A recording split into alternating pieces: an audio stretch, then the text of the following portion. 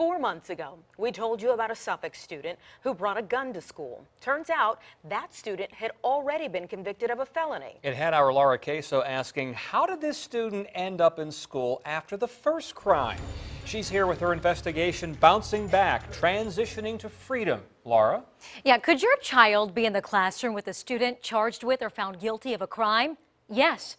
What I've learned from speaking with schools, the state's Department of Education, the Department of Juvenile Justice, and advocate groups is it's a case-by-case situation.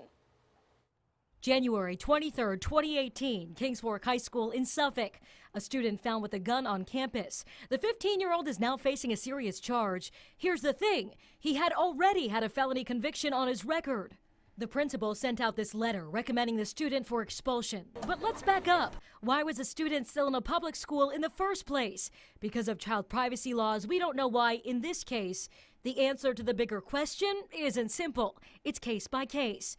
But here's how the system works, according to the Virginia Department of Education. So when a student enters into detention, we, meaning the state-operated program, notify the superintendent or his or her designee. And what happens after the student serves the time and is ready to return to the classroom? We send an academic transfer summary back to the school where he or she most recently attended. Grades, assignments, and anything the student accomplished in the detention center goes into the student's record. But who sees the student's record? We've learned each school division in Hampton Roads has its own policy when it comes to students facing charges and who is privy to that information. Juvenile records are sealed. Confidentiality is key, says Melissa Sigmund, director of the National Center for Juvenile Justice. It could be your kid that did something that, for whatever, didn't even seem that serious, but they got caught up in the system. And wouldn't you want a system that would protect your kid? According to the Suffolk School Division, courts and/or police do not typically and are not required to inform the division of charges or convictions against a student if the crime was outside of school. In the year 2017, there were 1,041 juvenile offenses in Suffolk. Out of the 7 districts in Hampton Roads, Norfolk had the most, 3,106. Most crimes are happening when students are 15, 16 years old. If you say the word juvenile crime, people think in their heads the most serious stuff. They think of murders and school shootings and this really bad stuff that you see on TV all the time.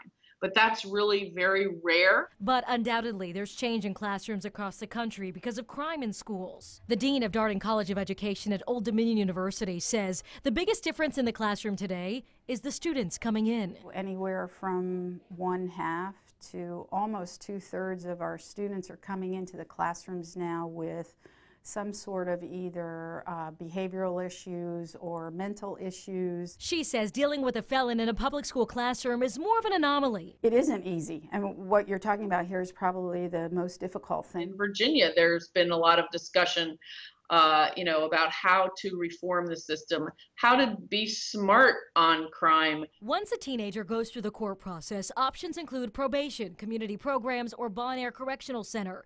In 2012, there were 5 state-run juvenile detention centers. Now, just 1.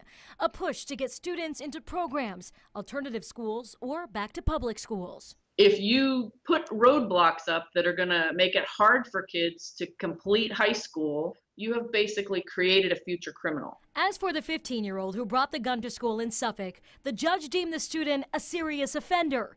He was sentenced to the Department of Juvenile Justice until he turns 21. Now, I'm told the majority of students in state-run detention have not been convicted of any crimes, but charged and serving a short sentence. As for that incident in Suffolk, police say there were no specific threats related to the weapon on the Kings Fork School campus. Laura Caso, 10 on your side.